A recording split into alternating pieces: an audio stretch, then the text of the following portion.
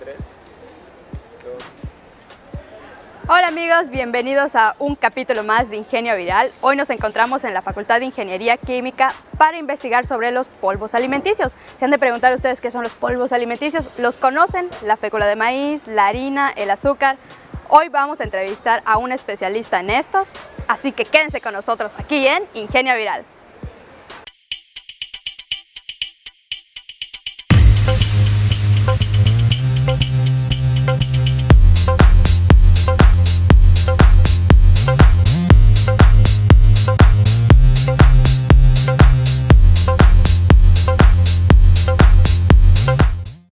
Hola amigos, este es un programa más de Ingenio Viral y hoy nos acompaña la doctora Ischel Gijón. Ella está realizando un estudio del comportamiento al flujo y resistencia al corte de polvos alimentarios y nos va a platicar qué es esto. Bienvenida doctora al programa. Pues muchas gracias por su invitación y con gusto les explico qué es este tema. Pues los alimentos en polvo son considerados materiales granulares. ¿Qué es un material granular? Un material granular es aquella partícula que está envuelta o sumergida en un fluido. Este fluido puede ser un gas o puede ser un líquido. Y quiere decir que estas partículas están muy juntas a sus vecinas, o sea, están muy unidas. ¿Qué va a pasar cuando este fluido sea un gas? Por ejemplo, el aire va a generar espacios huecos entre estas partículas. ¿Qué va a pasar si este fluido es agua, por ejemplo, como es en los alimentos? El fluido se puede decir que está parcialmente saturado con agua, su contenido de humedad va a ser mayor. ¿Qué va a pasar con estos materiales? Va a ser muy difícil o va a dificultar su transporte o su proceso de transformación. Entonces, ¿qué estudiamos nosotros? Nosotros lo que queremos es caracterizar estas partículas para permitir mejorar los procesos en la industria de alimentos, ¿sí? Entonces, hay otro problema. Aparte del fluido en el que están emergidas estas partículas, tienen diferentes características físicas, es decir, no tienen la misma forma.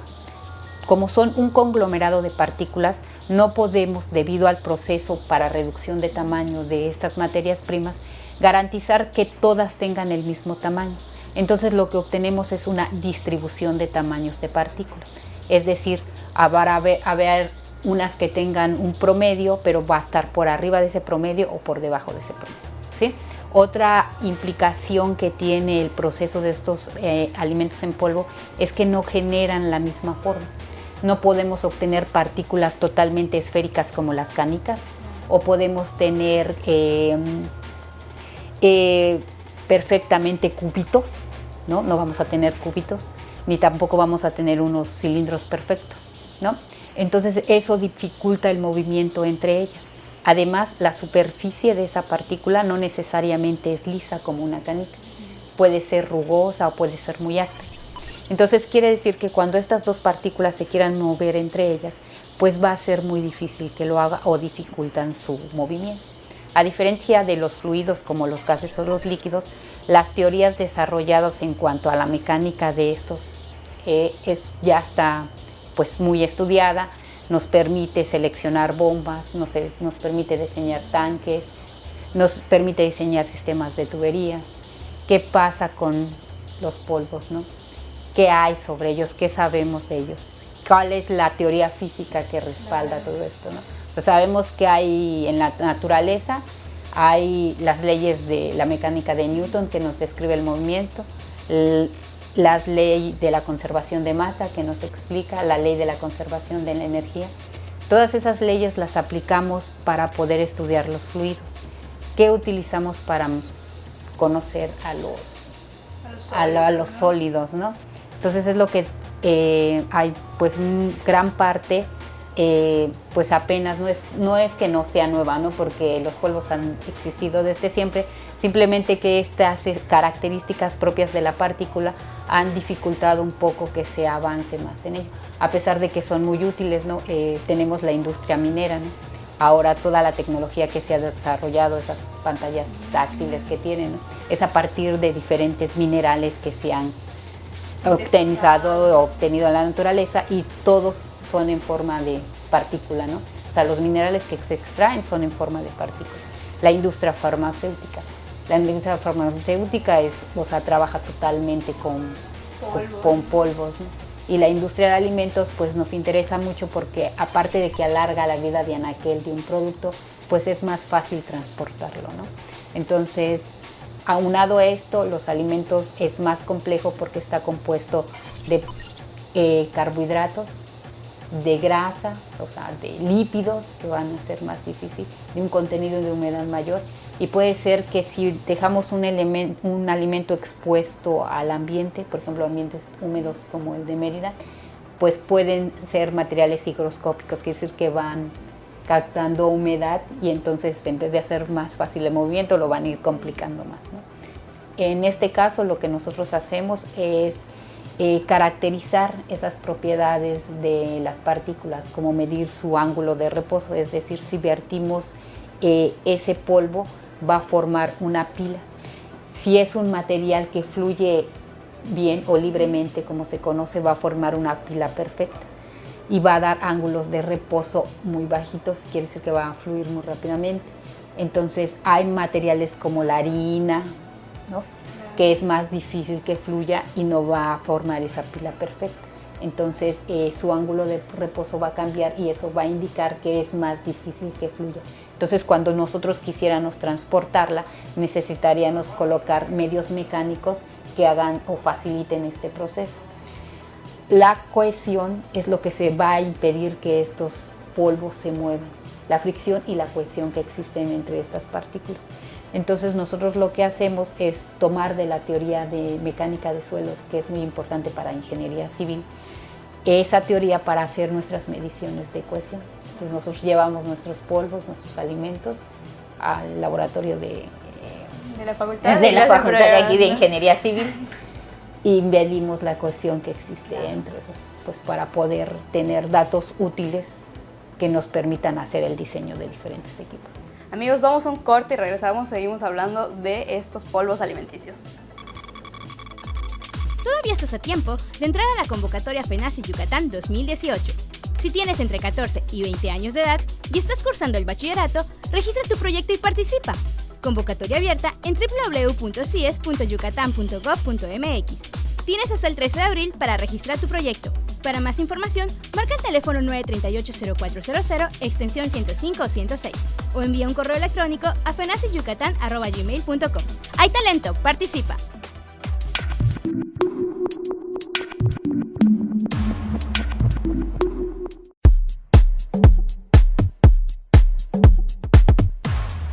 Soy Ixchel Gijón Arrortúa y soy profesor investigador en la Facultad de Ingeniería Química de la UADY.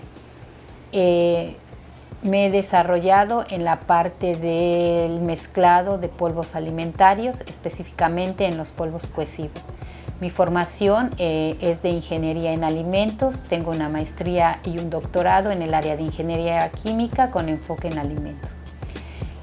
Principalmente mi área de investigación trata sobre el mezclado de partículas cohesivas y esto lo que nos permite es generar números adimensionales que nos permita hacer un análisis para el cálculo de la potencia en el mezclado de las partículas sólidas.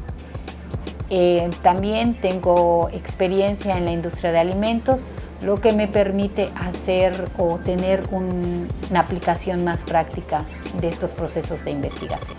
Estamos de regreso aquí hablando sobre los polvos alimenticios y, por ejemplo, estábamos comentando y la doctora nos decía su importancia de ver cómo fluyen, por qué es necesario aprender sobre ellos y su transporte, y nos quedamos hablando sobre las pruebas que se hacen. Los estudian en un laboratorio y yo le quiero preguntar a la doctora más a detalle qué se hace, cómo hacen las pruebas, con qué polvos trabajan. Regularmente ahorita estamos trabajando lo que se conoce como polvos cohesivos, es decir, tamaños de partícula por debajo de 100 micras. Es decir, por ejemplo, la fécula de maíz, que ustedes la conocen, que es la maicena, ¿no? Su nombre comercial es la maicena. El azúcar glass, que es la que ustedes usan, ¿no? La que usan en sus postres, ¿no? Y estamos trabajando ahorita específicamente con esas dos partículas. Y la forma de caracterizar es para medir lo que yo les había dicho, el contenido del fluido en el que están contenidas, ¿no? En este caso lo que se hace es determinar la cantidad de humedad que tiene este polvo, ¿no? Esa es una prueba. La siguiente es algo que se conoce como la densidad a granel, es decir, si yo vierto un polvo simplemente por verterlo, va a tener una densidad, o sea, yo voy a conocer la masa y voy a conocer el volumen en el que voy a vaciar, simplemente vaciarlo así. Eso se conoce como densidad a granel. Ese que nos sirve, por ejemplo, cuando ustedes van a empacar algún producto, regularmente no van a acomodarlo, ¿no? Realmente lo que hace la tolva es dejar caer una cantidad de producto que dice la bolsa que contiene y se va a llenar un espacio, ¿sí? Eso se le conoce como densidad a granel. Hay otra densidad que se llama de compactación, es decir, si ese volumen yo lo comienzo a compactar, voy a ir, esos espacios vacíos que antes estaban llenos con aire, se van a ir acomodando las partículas mejor, no voy a hacer que las partículas se acomoden mejor. Entonces el nivel o el volumen va a disminuir porque precisamente acomodé bien las partículas, ¿no? Me di a la tarea de hacer, presionando, ¿no? Para ajá, los lugares. De hecho hay un equipo que se le dice cuántas veces quiero que golpee por tanto minutos y hasta que deja la prueba para cuando ya no hay un cambio en el volumen de esa partícula. Esa propiedad se llama densidad de compactación. Y hay otra forma que es medir específicamente la densidad de la partícula que forma ese conglomerado de polvos, ¿no? Entonces esa se llama la densidad de la partícula. ¿Y qué nos permite conocer? Pues precisamente qué va a pasar si un día yo, por ejemplo, someto a molienda un proceso, ¿no? A reducción de tamaño. Por ejemplo, yo trabajé en la industria en la que se hacían levaduras para panificación. Y una forma de vender la levadura es levadura seca, fresca y seca. Entonces, un día, por un cambio que se hizo en el proceso, el volumen, ellos vendían empaques de 500 gramos y de repente pesaban los 500 gramos, pero el volumen ya no era el mismo, ¿no? Entonces, una condición, o sea, yo le podría vender al cliente eso, porque no lo estaba engañando, le estaba vendiendo la cantidad. Pero al cambiar el proceso, cambié la forma y el volumen ya no representó el mismo. La densidad a granel cambió porque cambió la forma. Entonces, en un proceso pega mucho porque el cliente no me lo va a comprar, ¿no? Voy a tener que reprocesar o qué voy a hacer con él. Entonces, determinar todas esas características y cómo puedo modificarlas es muy importante, ¿no? Otro, como yo les comentaba, hay dos pruebas, que es el índice de compactación y el índice al flujo, al comportamiento del flujo, ¿no? Que simplemente es verter el polvo, formar una pila, medir su diámetro y su altura y sacar el ángulo que forma ese polvo, ¿no? Esa pila de polvo. El otro es la prueba de fricción y de cohesión, que es lo que vamos a hacer en los laboratorios de ingeniería civil, que es en una celda, se somete a un peso, a una compactación el material y lo que hace es generar una cizalla, ¿no? ¿Cuánta fuerza necesito para poderlo mover, ¿no? Entonces, así es como se mide la cohesión, en este caso que se llaman las propiedades de fricción de los polvos, ¿no? Entonces es una forma de caracterizar más al polvo. ¿Cuál otra prueba hay? Medir la distribución de tamaños de partículas. Debido a que nuestras partículas con las que estamos trabajando ahorita son muy pequeñas, hay varias técnicas. Podemos utilizar el tamizado, que son como coladores, los que tienen en su casa, nada más que la apertura de ese colador va a ser más pequeña o va a ser más abierta dependiendo el tamaño de partícula. Entonces lo que hacemos pues es colocar diferentes tamaños, diferentes tamices y poner el material, ver dónde se retienen esas partículas y determinar ese tamaño de partícula. Si las partículas son muy pequeñas, lo que se utiliza es una técnica de difracción láser, ¿no? Que como ya es muy pequeña la partícula, la otra técnica no es muy apropiada. Entonces eso me permite conocer la distribución de tamaños de partículas. ¿Y cuál otro hay? Conocer, ¿no?, la forma de la partícula, pues es con un microscopio, ¿no? Entonces a través del microscopio yo puedo saber cuál es su forma y cuál es su textura. Si es más esférica, si es más curva, ¿no?, o si es totalmente irregular, ¿no? Entonces ya con esas características podemos inferir si el polvo es muy fácil que fluya, o sea, no vamos a necesitar un elemento mecánico más para su transporte, o vamos a necesitar colocar, ¿no?, un medio mecánico que nos permita medir este polvo, mover de esto. Entonces lo que hicimos fue generar un número adimensional, así como el RENUS, para poder medir de acuerdo a las características, a la cohesión del material que queríamos mezclar, y generar esa curva de acuerdo al impulsor que teníamos y poder leer o inferir la potencia que va a gastar.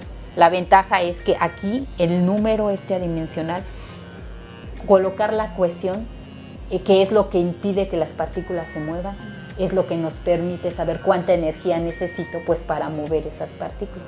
Y aquí pues están esos materiales aquí puestos, ¿no? Entonces es muy importante para el diseño, ¿no? Para el diseño de los... Pues vamos a un corte y vamos a seguir hablando de este tema que ya nos dimos cuenta que es muy importante. Estamos en Ingenio Viral.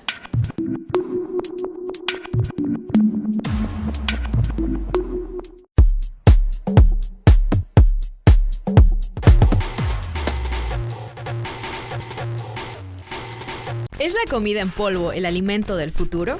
La idea de tener un alimento que contenga todos los nutrimentos necesarios para nuestro cuerpo y que además sea fácil y práctico de consumir siempre ha estado ahí. El hecho de ahorrar tiempo para cocinar es fascinante para algunos y reprobable para otros. Sin embargo, la comida en polvo no tiene que esperar al futuro.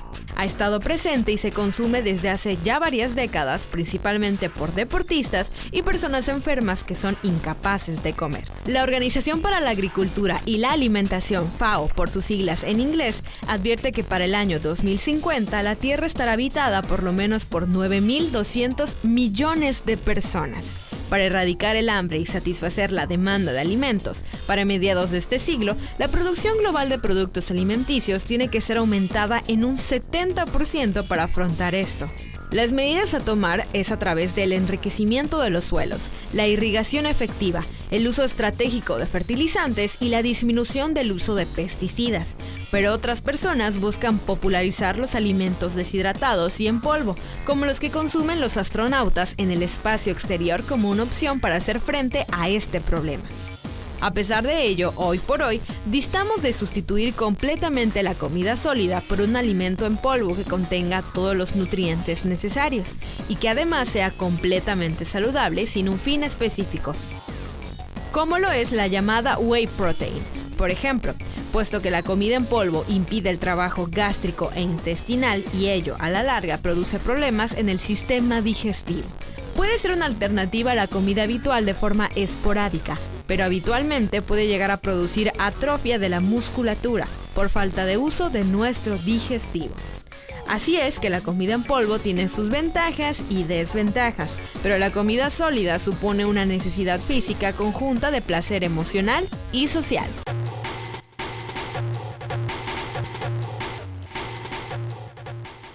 Estamos en Ingenio Viral, estamos hablando sobre los polvos alimenticios, ya platicamos de por qué es muy importante, que no había este estudio tan profundo. Ahorita la doctora está trabajando en esto y yo te quisiera preguntar a la doctora también qué otros temas abarcan, ¿no? Ya hablamos de la distribución de tamaños, ¿no?, que es importante para su transporte, la cohesión. ¿Qué otras cosas planean hacer? Bueno, ahorita estamos interesados también para hacer el diseño de las tolvas, por ejemplo, para ayudar a un mejor diseño. Las tolvas es donde se puede contener este material y así pueda fluir a través de, por ejemplo, los empaques que decíamos, ¿no? Entonces, lo que sí nosotros queremos saber es, a partir de las propiedades que medimos, cómo podemos mejorar esa fluidez dentro de ese recipiente, ¿no? Entonces lo que estamos viendo ahorita es, por ejemplo, medir ángulos de reposo a diferentes distancias, ¿no?, a diferentes alturas. ¿Qué tanto le afecta que si la altura en la que cae el polvo a partir de esa tolva es de 1 metro, ¿no? ¿Qué pasa si es a 2 metros, ¿no? Pues lo estoy ayudando, lo estoy beneficiando. Entonces, esa es por una parte, ¿no?, ver cómo se comportan estos ángulos de reposo. Otra es caracterizar el material a diferentes condiciones de humedad. ¿Qué pasa si el fluido en el que está emergido la partícula aumenta, ¿no?, en este caso el contenido de humedad, ¿no?, el contenido de agua? ¿Qué va a pasar? Ya tengo este material caracterizado en cuanto a tamaño y forma. pero ahora quiero cambiar ese contenido de humedad. ¿Qué pasa? Se vuelve más cohesivo, es más difícil transportarlo. Entonces, eso es lo que estamos interesados también en saber. Y tiene mucho impacto y va a tener mucho impacto en la industria, ¿no? Sí, y sobre todo, pues, por ejemplo, como les decía, ¿no? Ahorita esos materiales de alguna manera, pues, no tienen lípidos, ¿no? ¿Qué pasa si ya quiero un material que contenga más cantidad de lípidos? O sea, que hay mucho por estudiar, ¿no? Sí, es amplio, ¿no? Es amplio. Y por ejemplo, si alguien quiere dedicarse a esto, ¿no? Porque pues dice, me interesa, hay mucho campo, ¿no? ¿Qué conocimientos tiene que tener? Yo siempre les digo, ¿no? A los muchachos que deben tener gusto por la química, porque pues los alimentos están formados, para nos guste o no, pues por carbohidratos, proteínas, minerales, lípidos, vitaminas, agua, ¿no? Cómo interactúan cuando nosotros físicamente modificamos algo, ¿no? Si los calentamos, si los enfriamos, si les reducimos el tamaño de partículas, ¿no? Física, porque siempre hay que entender el fenómeno físico, ¿no? O sea, lo principal antes de hacer ecuaciones y antes de hacer es entender la física del problema, ¿no? Y pues las matemáticas que nos ayudan mucho de alguna manera, ver ese fenómeno y esos datos que podemos obtener de medir algo, esos datos nos dan un comportamiento, ¿no? Y las matemáticas nos ayudan a describir esos modelos, ¿no? Claro, es el lenguaje. Es el lenguaje, ¿no? Es la forma de lo que yo les estoy platicando a poder resolver un problema, necesitamos ese lenguaje, ¿no? Que nos permita, a partir de mediciones, obtener valores, ¿no? Que sean útiles para nosotros. Y matemáticas, física, química. Por ejemplo, ¿qué carreras cree que también podrían, no sé, anexarse a la investigación? Pues, por ejemplo, aquí tenemos chicos de ingeniería en alimentos, de ingeniería química también que les llama, o de alguna forma pues también trabajamos con partículas o químicos, parte del área de ingeniería, como le comento, o sea, vamos a ingeniería civil, ¿no? Y hacemos lo mismo, nada más que ellos lo hacen con sus arenas y nosotros lo hacemos con arenas. O sea, es lo bonito, ¿no? De la matemática o de la física. Sí, que se puede transportar. El principio, ¿no? Es el Ajá. mismo, lo único que vamos a cambiar es el material. Claro.